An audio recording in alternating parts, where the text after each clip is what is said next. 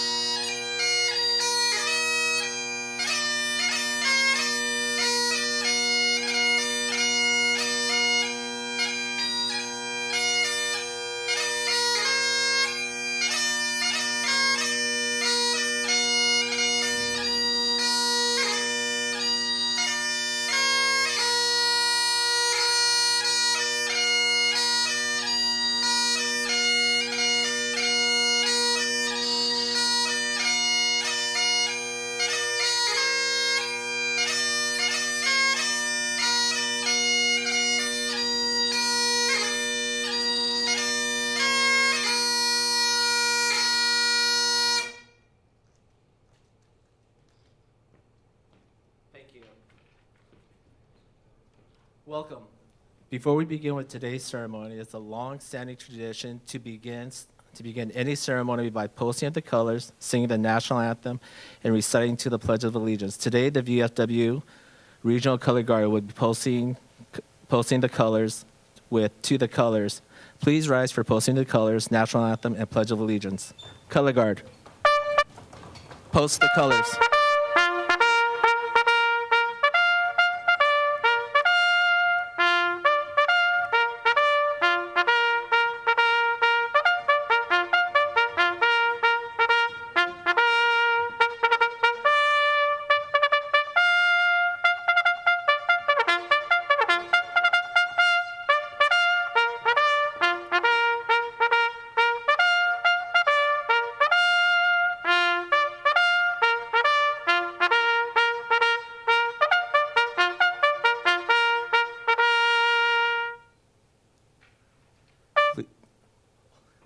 Please remain standing for the Pledge of Allegiance.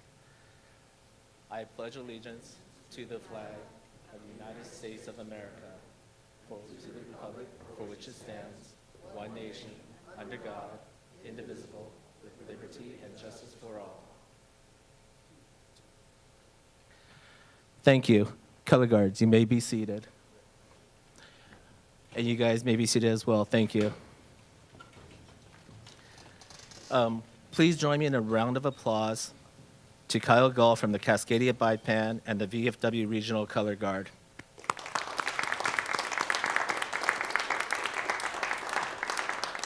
Thank you.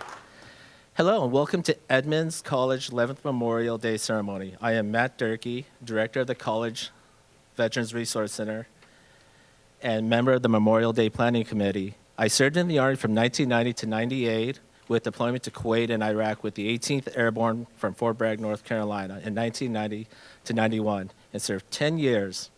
My Army career saw me rotate between beautiful Fort Bragg, North Carolina and Camp Casey 2nd ID, for those who know where Camp Casey is. And Rachel.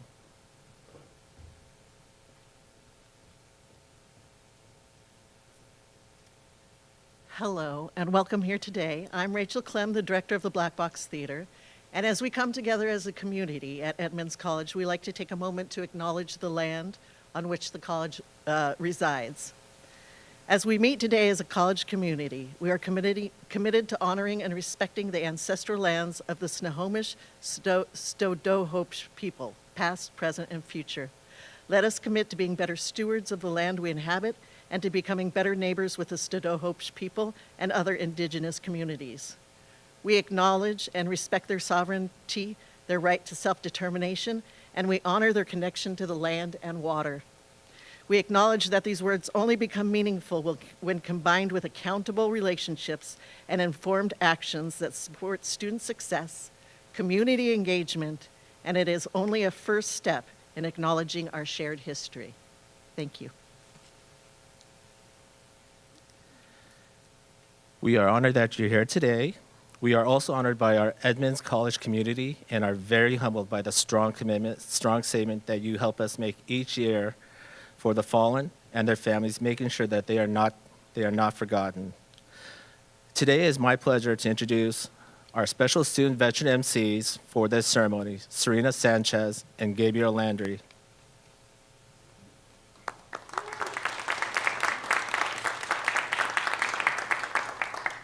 Hello, thank you, Matt. My name is Serena Sanchez. I served in the U.S. Navy as an operations specialist for 5 years on the Arleigh-Burke-class destroyer USS Momsen. I got the opportunity to partake in 2 deployments to 5th and 7th Fleet, and I'm now using all of that experience to guide me on my new path to complete my bachelor's degree.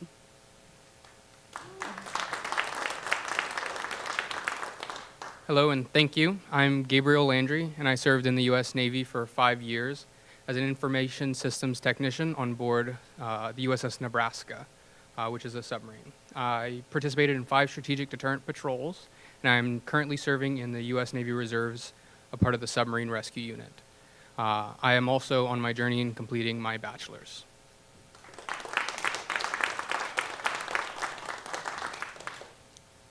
It is my privilege to welcome Dr. Jorge de la Torre, Vice President of Student Engagement and Student Support here at Edmonds College, to the stage.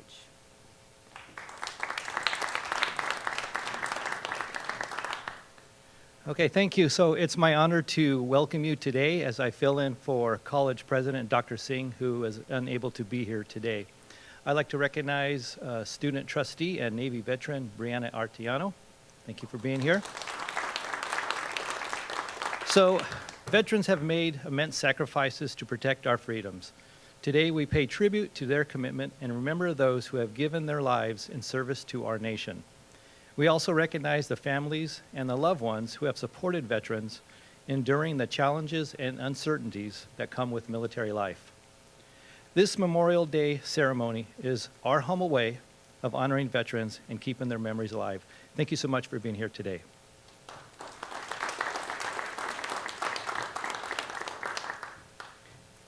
Thank you, Dr. Jorge de la Torre, Vice President of Student Engagement and Student Support here. We appreciate and acknowledge your kind acknowledgments to our veteran community here at Edmonds College. Please stand and welcome the sound sensation in playing our national anthem.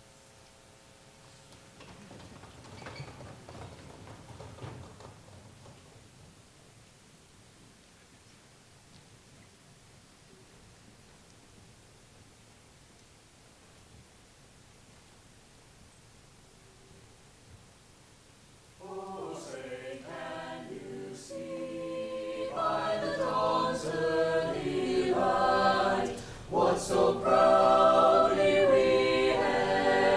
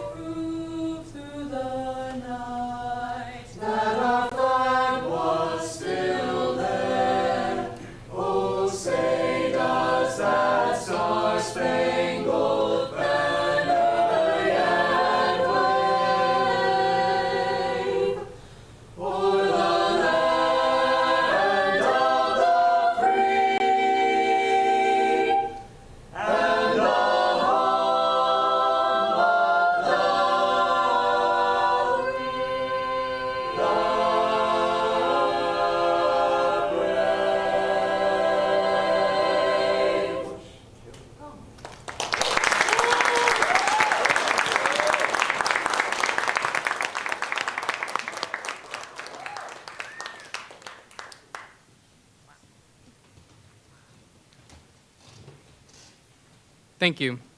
We would like to take a few moments to acknowledge and recognize those seated around you. Specifically, we would like to acknowledge 32nd District Representative Cindy Ryu. If you would please raise your hand. Thank you. Hayden Jenkins, who is in attendance on behalf of Senator Patty Murray. Hayden will now come to the podium and deliver a message from the senator.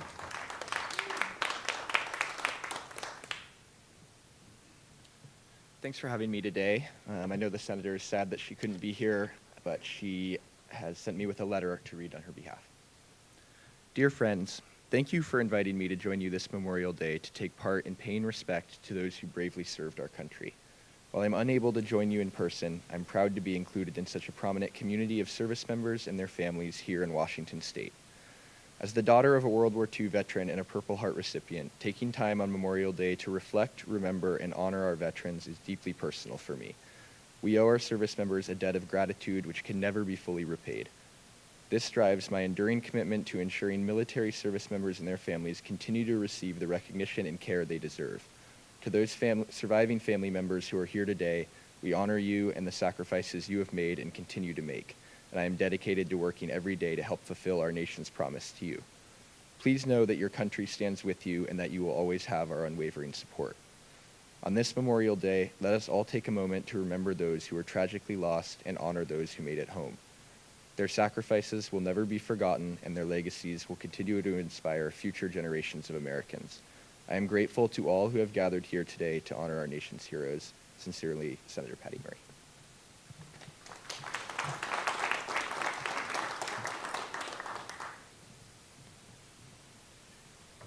Continuing with our acknowledgements, if you're a student veteran, could you please wave or stand to be recognized? Thank you.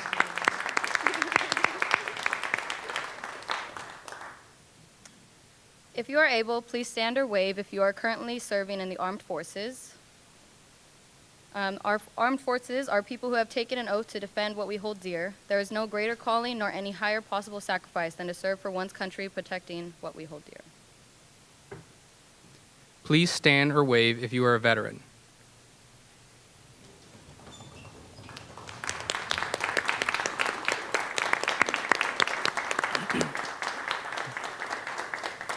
These veterans have done their duty, giving those that serve today the foundation to keep freedoms and the way of life safe and secure. Now, anyone who is a family member of a veteran or someone currently serving in our armed forces, please stand or wave to be recognized.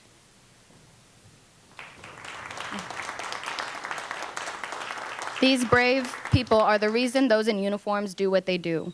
They watch their family members go out and then wait for them to come home. This, perhaps, is the hardest job of all. Last, and perhaps most importantly, we acknowledge those who have made the supreme sacrifice for our freedom and the family members they have left behind. I want to draw attention to the POW MIA table, which is set for 1. They may be gone from us physically, but they will not be forgotten. We remember their courage and selflessness and are inspired by it in our daily lives as we face and overcome our great challenges. If you are able, please take a moment to learn about one of our own family members here at Edmonds College, Brian Tom's uncle, which is displayed to the side of the stage.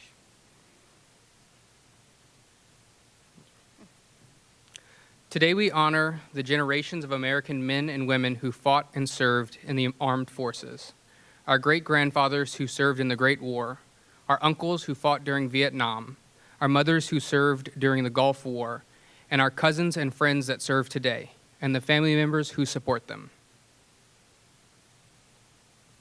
We honor those we've lost and those who, after a long time, are still with us today.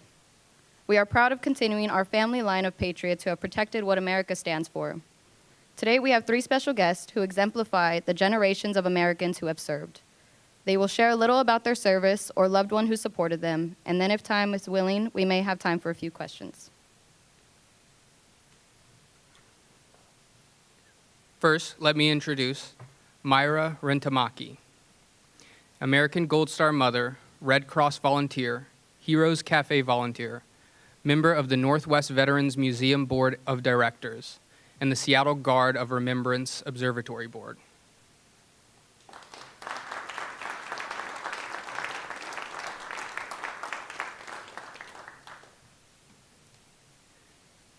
Next, Larry Cambronero, grandson of Bataan Death March survivor and the head of the Bataan Corridor Survivors Association and their families.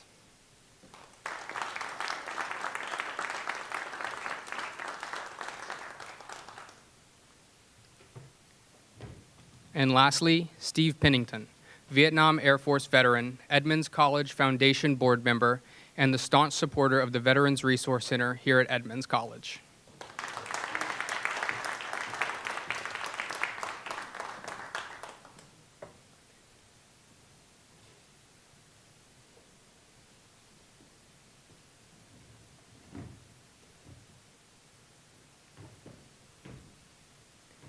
I'll be starting off with the question: how did your family and friends react when you told them you were joining the military?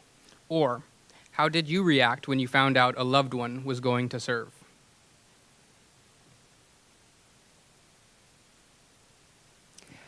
My son served in the United States Marine Corps. His name is Stephen. He actually knew in high school that he wanted to join the service. So he took a look at all the different branches, decided the Marines are the best, the toughest. Excuse me, Steve. So he was in the early entry program, so I had an inkling that this is what he's going to do, and he'd go through with it. So at 17 and a half, his recruiter went and gathered all his credits from the summer schools that I sent him to keep him out of trouble, and said, "Hey, Stephen, you can graduate early and join the Marines." So that's what he did. I hesitated because he was only 17 and I had to sign a sheet, but I knew he was really dedicated to doing this, and I supported him with trepidation.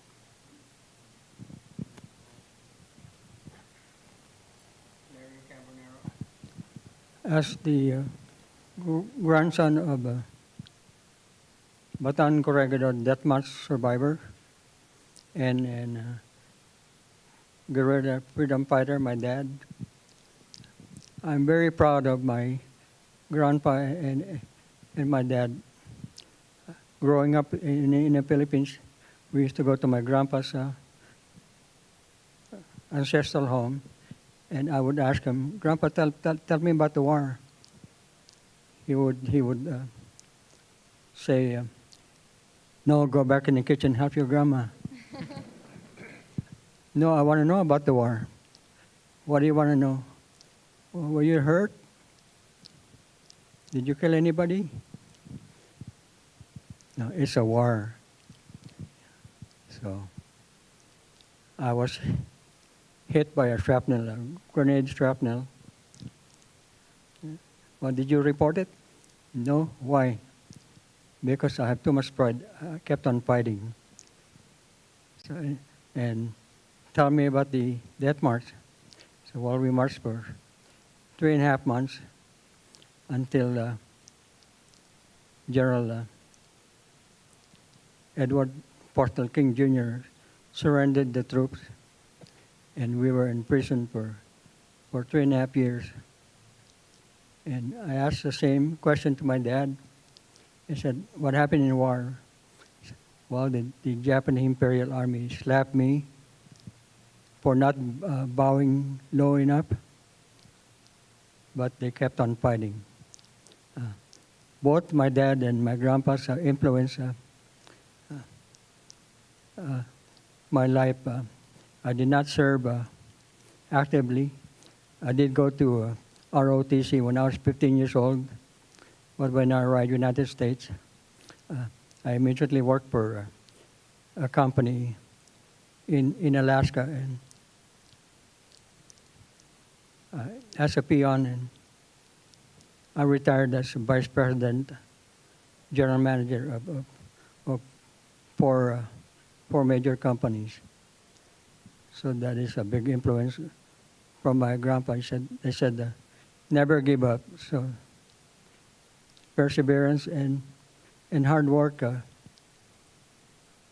was the character I got from both of them. Thank you.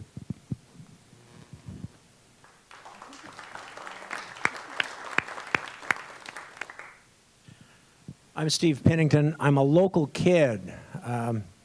I was born in Seattle and raised in Edmonds. My folks raised 9 kids, 7 boys and 2 girls. And of the 7 boys, 5 of us served, as did my father. When I graduated from Edmonds High School in 1967, I immediately enrolled in Edmonds Community College with the first cohort of 1967 and was the first dropout in 1967. Not having a plan B, there was no money for college. I mean, that was absolutely out of the question. And if I had any desire, any dream at all to go to college, I'd have to pay my own way, and the GI Bill seemed to be a good job, a good opportunity to afford me that ability. There was a draft in 1967, and I know by the gray hair of some of you in the audience that you remember that. And at 18 years old, 18-year-old males had kind of a binary decision to make. Either go into the military, wait to get drafted, or wait to be either deferred or not selected. So the 18-year-old males had, it's a very serious decision you have to make. And we grew up fast. I worked for a year. I staved off the inevitable for about a year while I was working for Boeing. And then in February of 1968, I was drafted and immediately rejected for service. And once again, not having a plan B, and Boeing was going through a downturn, so I had no job. And about that time, the Air Force recruiter from Everett, there was an appellate process. You could actually go through an appellate process. Who would have thought in 1969 that there was an appellate process if you got rejected for the draft? And I went through the appellate process and was given a second opinion by a contract physician who marked me fit for duty. And shortly thereafter, the Air Force recruiter in Everett called me and said, Steve, do you know that you're on the hot sheet for the draft? And I said, yeah, I've worked really hard at that. And he said, I have an opening. Well, the Air Force had a 6-month waiting list, and I was just waiting for the Army or the Marines to get me. They were both drafting in '69. And he said, yeah, he said, I had a person who was ready to go. I had them, he had taken his test. I have a basic training slot for him.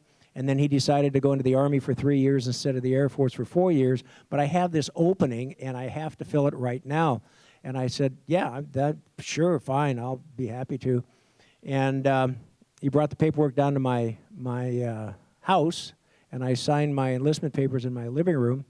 And he says, oh, and this is on Wednesday, he says, oh, you have to leave Friday. Well, I had already had a going away party when I was drafted, and I couldn't survive another going away party. So I stealthily left Edmonds for San Antonio, Texas, and ended up doing the exact same job I did for the Boeing company, except instead of building 747s, I was patching bullet holes in just about everything that flew that could be shot at.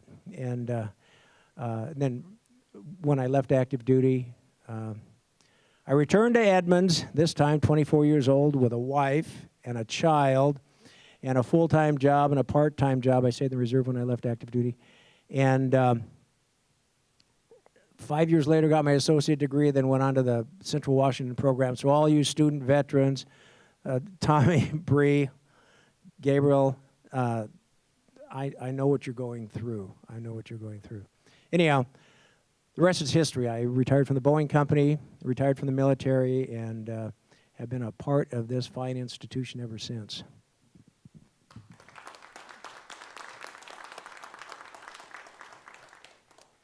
Thank you. For our next question, we are asking, what do you remember about communicating with your loved ones during theirs or your service? And served 3 years in the 3-3 Battalion based in Kaneohe Bay, and I thought, what a cush job that is.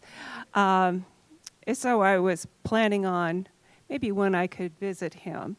When he came back at the end of his 3rd year, he and about 5 other Marines decided that they're going to go fight the war. They're going to volunteer to go to Iraq. So he did transfer units to 3-1 down in Camp Pendleton. And then they trained for about 6 months. He left on his 21st birthday for Iraq, so we had a early celebration for him. During that part of the Iraq War, they weren't set up with a lot of swift communication. You couldn't text, send messages that way. You could write to him. Eventually, they did have improvement in their communication systems, but when he was out on deployment and away from the forward operating base, you really didn't have much communication at all. So it was a little difficult. You went about and kind of your own life, and I watched the news every single day, read the paper every single day, everything I could find, and just to keep up with where I thought he was. And he always told me he was the driver, and he always said it was a keeping the peace mission. So I thought, I'm going to go with that because it makes me more comfortable. And I think nowadays, the communication system has really improved. It's rather easy to keep communication with those that are deployed. So we were out kind of in the early days of the war.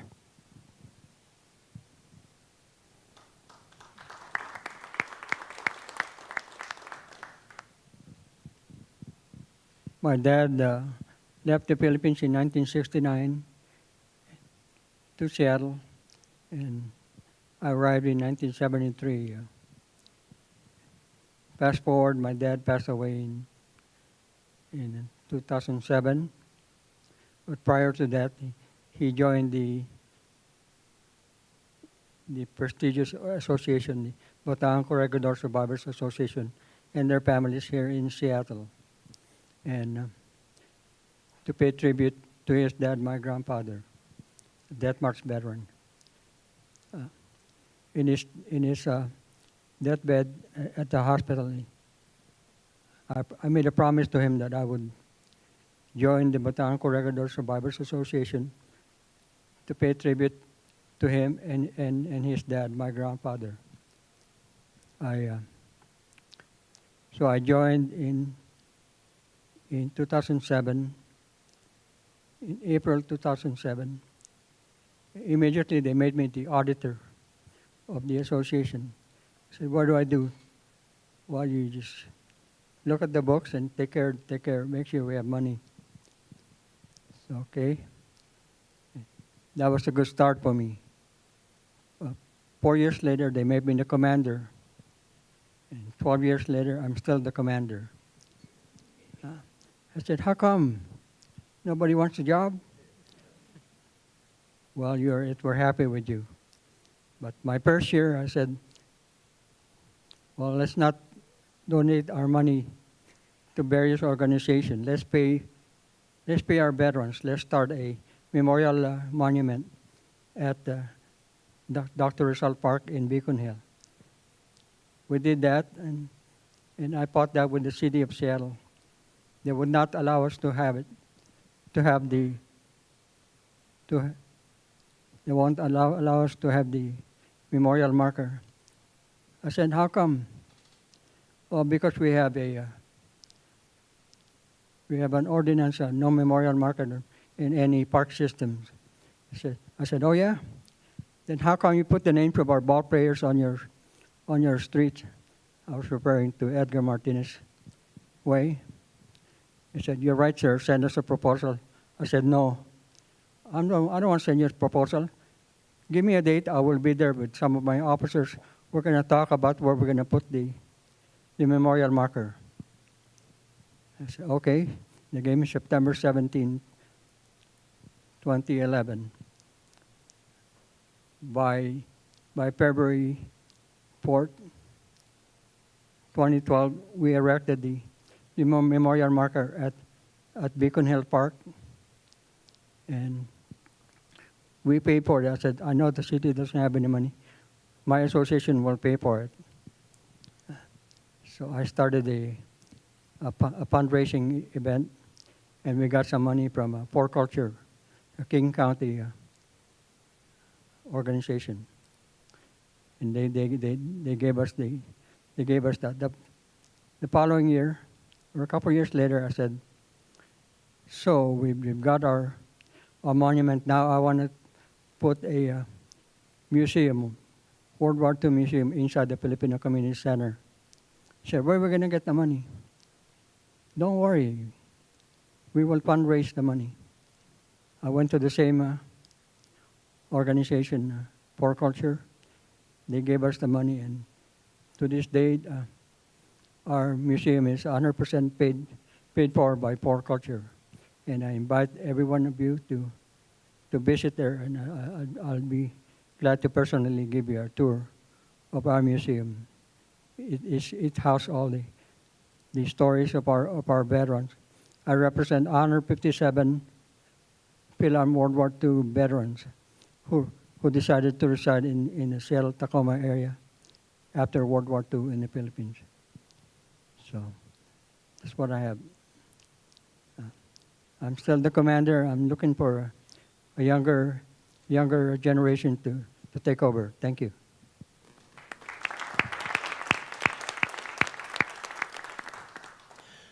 So when I left basic training, I was stationed in Altus, Oklahoma. If anyone's been to southwestern Oklahoma, there is nothing there but southwestern Oklahoma. And I'm a blue water and green trees guy, and I asked my section supervisor, I said, "What's the best way to get out of Oklahoma?" And he said, "Volunteer for Vietnam."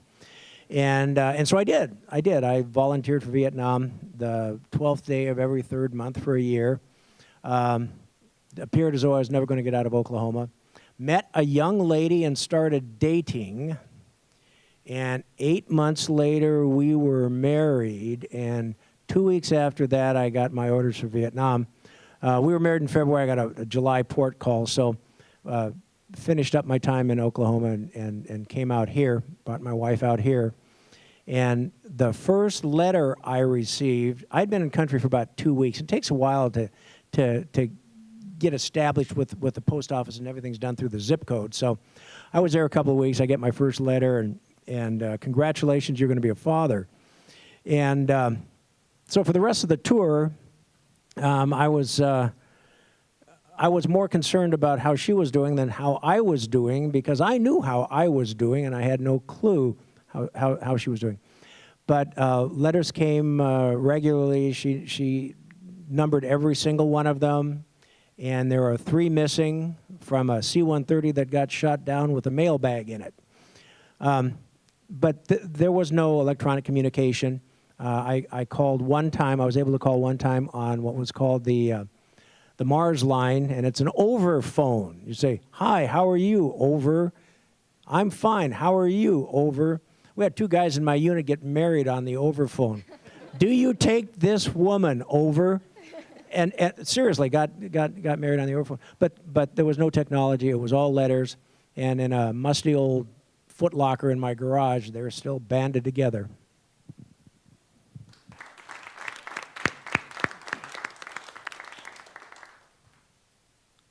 We would like to thank our guest panel speakers for their insightfulness. Thank you.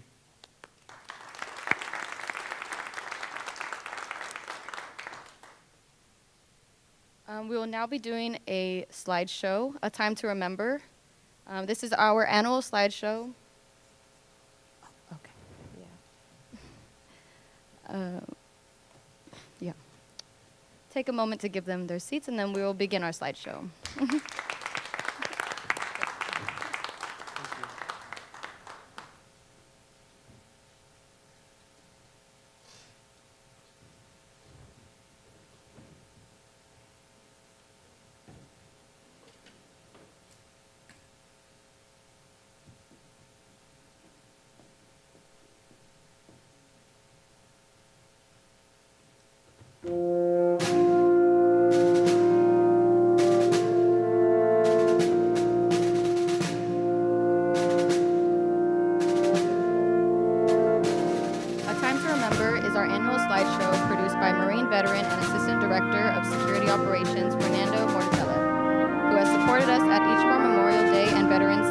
Veterans Day ceremonies for the past 6 years.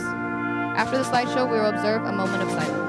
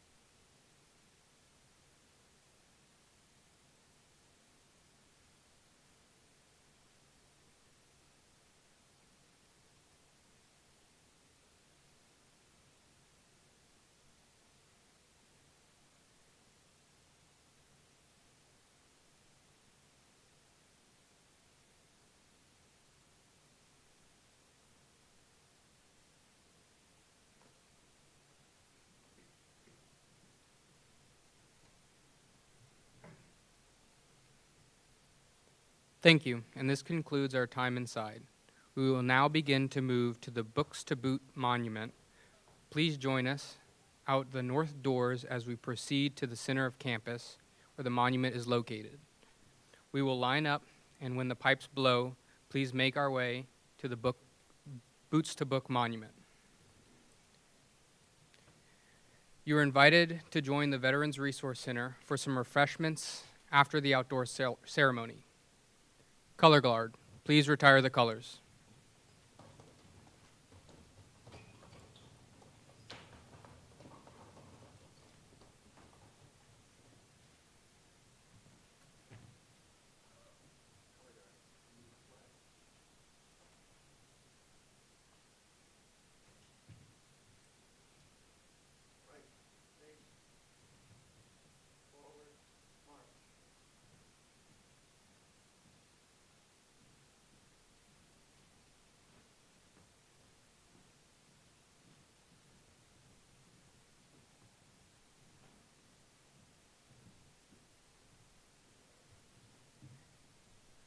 This concludes the indoor portions of the memorial ceremony.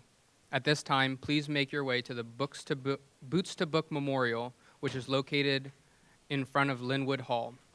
Please follow the color guard to the Boots to Book Memorial.